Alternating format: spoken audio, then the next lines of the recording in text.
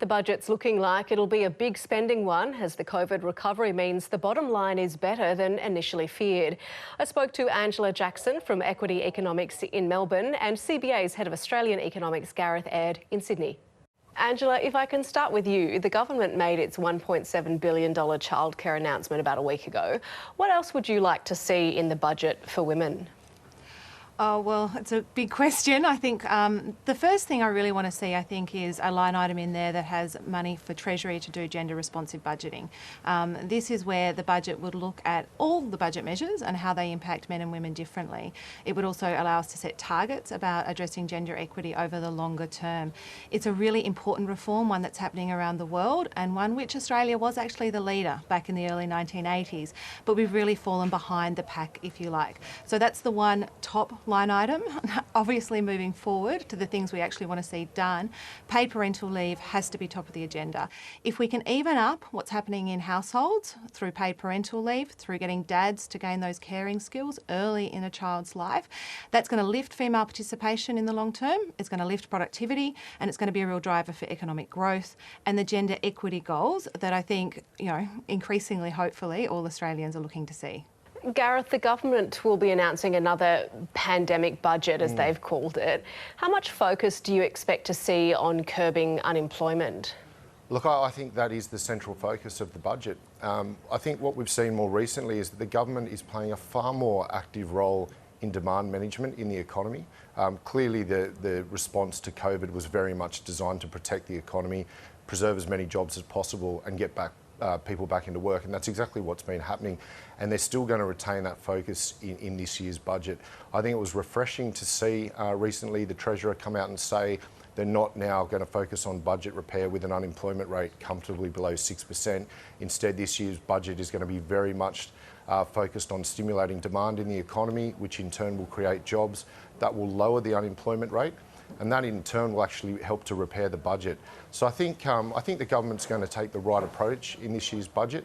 It will mean we're going to have another very large deficit. I mean, not of the same size or magnitude that they thought a few months ago, but it's still, in historical context, it's going to be very large. But it's absolutely the right approach at the moment to still put a lot of upward pressure on demand where possible, and then in turn we'll see the economy heal. And it's worth pointing out that the economy has been doing very, very well lately, particularly compared with what the government thought just 3 months ago in the MyEFO.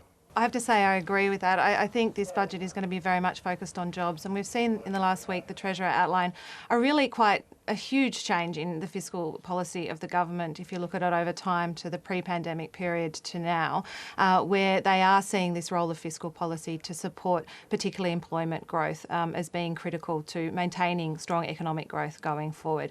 I think we're going to see a real focus on skills in this budget as well. It hasn't been talked about a lot, but we know that skills shortages are starting to emerge in certain parts of the economy, and with continued closed borders, it's going to be important. So I expect to see that job maker scheme that didn't really make any jobs, $4 billion redirected towards a really strong skills package.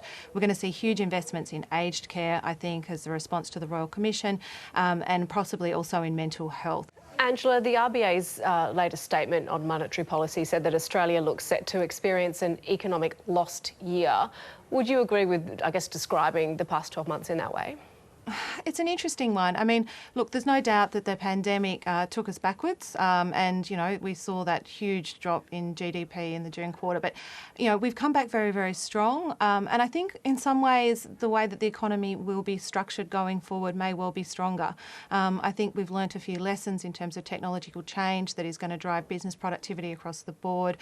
We're probably working a bit smarter. We're thinking more about investing in the skills of local employees rather than just importing people in, which I think even when migration comes back will be really, really good lessons. But certainly, the economy is still below where it was. And so, there is still a path through to recovery that we have to stay focused on. But it's interesting in terms of the RBA's, I think, analysis today about what does that path outward look. And it really does come down to households and what they do with those huge deposits that they built up over the pandemic due to government stimulus. It's going to be a really interesting, I think, case study in economic theory and behavioural economics, if you like, about whether households see that money as an increase in wealth and so they only spend a bit of it. Do they see it as a windfall gain and therefore spend more of it?